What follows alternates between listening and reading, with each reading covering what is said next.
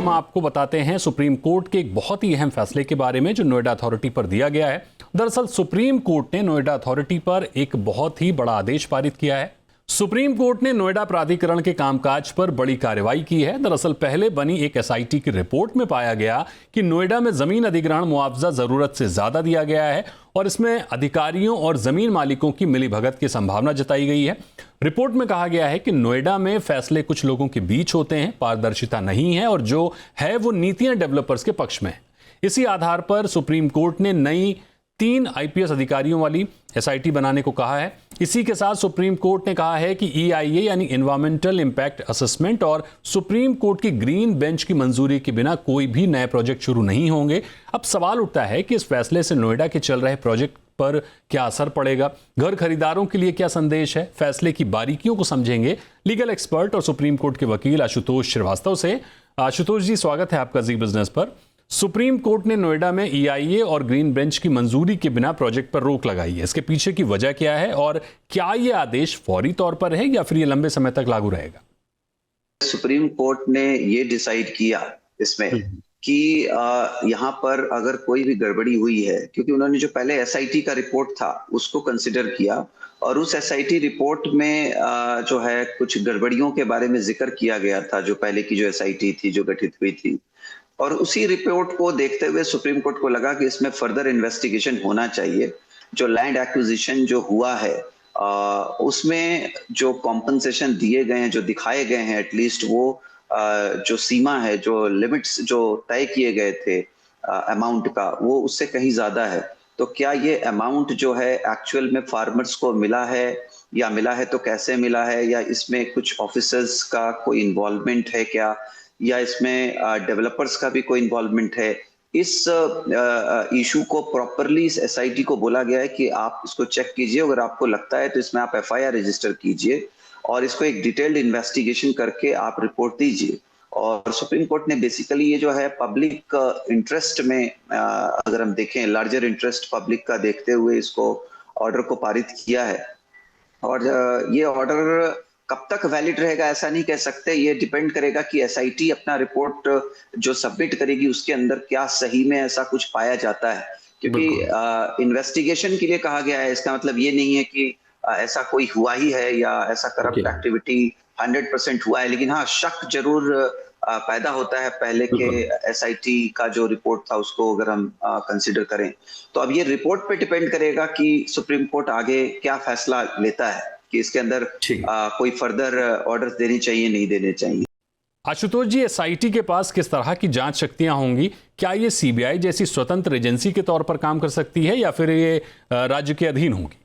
मुझे लगता है कि इसमें काफी सीनियर ऑफिशियल्स हैं जो अपना काम इंडिपेंडेंटली जो है वो कर सकते हैं पूरी तरीके से, इसीलिए इसको एसआईटी बनाया गया है। इसको इंडिपेंडेंट एक आप कह सकते हैं कि एक इन्वेस्टिगेटिंग जो एजेंसी है उसको बना करके, एक टीम बना करके सुप्रीम कोर्ट इसको पूरा इन्वेस्टिगेट करवा रहा है ताकि जो है पूरी सच्चाई सामने आ पाए कि ये मामला क्या है। अभी इस पे ये कहना कि कोई गड़बड़ी हुई होगी या नहीं हुई होगी, ये बहुत जल्दीबाजी होगी, क्योंकि सुप्रीम कोर्ट कोई कंक्लूजन पे नहीं पहुंचा है कि इसमें गड़बड़ी हुई है या नहीं हुई है, इसीलिए इन्वेस्टिगेशन की बात हो रही है आज की डेट में। आशुतोष जी, कोर्ट ने चीफ विजिलेंस ऑफिसर और सिटीजन एडवाइजरी बोर्ड बनाने का भी निर्देश दिया है। क्या ये केवल सुझाव है और अगर राज्य सरकार इन आदेशों का पालन नहीं करती है तो सुप्रीम कोर्ट क्या कार्रवाई कर सकता है? देखिए, सुप्रीम कोर्ट ने इसमें ये सुझाव दिया है, बेसिकली एक सजेशन है, एडवाइस है कि आप इसको अगर आपको दिक्कत है तो आप इसको म्युनिसिपल काउंसिल बनाइए जिसमें कानून जो है आप और बेटर बना सकते हैं, जिससे रेगुलेशन और बेटर हो और ज्यादा ट्रांसपेरेंसी आए। तो ये एक तरीके का सुझाव है, इसमें कोई डायरेक्शंस नहीं दिया गया है। इसमें गवर्नमेंट डिसाइड कर सकता है कि इसको क्या करना चाहिए। हालांकि देखिए, जो पहले अगर हम देखें स्टेट ऑफ यूपी में, तो पहले लैंड एक्विजिशन एक्ट था, बहुत पुराना 1894 वगैरह का कोई एक्ट था, जिसको उन्होंने 2013 में बेटर बनाया है, काफी ट्रांसपेरेंसी लाई है, नया कानून सरकार ने वहां पे बनाया है। अब ये जो मामले आ रहे हैं ये एक्चुअली ये पुराने मामले भी हैं, 1982, 83 इन सब के समय का जो मामला है वो अब धीरे धीरे करके अब सामने आया है, जिसके ऊपर सुप्रीम कोर्ट ने ये टिप्पणियां जो है करी हैं। और सुप्रीम कोर्ट का मानना है कि अगर इसमें आपको फर्दर अमेंडमेंट करना चाहिए, क्योंकि नोएडा भी जो है एक एनसीआर उसमें आता है, तो अगर इसको जो है अगर म्युनिसिपल काउंसिल बनाया जाए तो नए कानून बनाए जा सकते हैं जो और ट्रांसपेरेंट हो और बेटर हो, जिसमें ज्यादा कंट्रोल किया जा सके अथॉरिटीज को। और लोगों के लिए, पब्लिक के लिए बेनिफिशियल हो, पब्लिक का इसमें प्रॉपर पार्टिसिपेशन हो, और करप्शन अगर कोई डाउट है या ऐसे मामले अगर आते भी हैं तो उसको कम किया जा सके। आशुतोष जी, क्या इससे नोएडा में चल रहे प्रोजेक्ट में देरी की आशंका होगी? साथ ही जिन प्रोजेक्ट के पास पहले से अप्रूवल है लेकिन उन पर काम शुरू नहीं हुआ है, क्या वे भी इस रोक के दायरे में आएंगे? और सबसे जरूरी बात कि घर खरीदारों के लिए क्या राय होगी, उनका पैसा और निवेश कानूनी रूप से कैसे सुरक्षित रहेगा?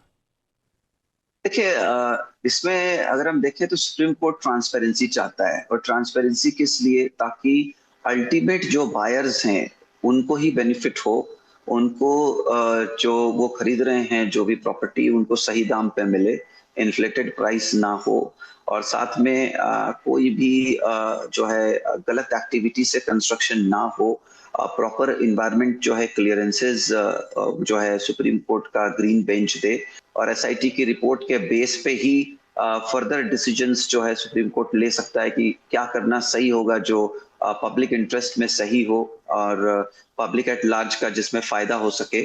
और जो इसमें जो बेस्ट तरीका जो अपनाया जा सकता है वो सुप्रीम कोर्ट जरूर उस मेजर्स को अडॉप्ट करेगा।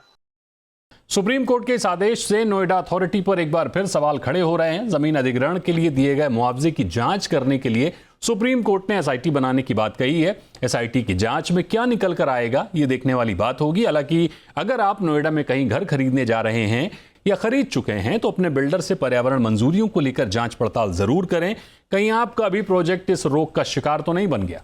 शुक्रिया करेंगे आशुतोष जी हमारे साथ जुड़ने के लिए।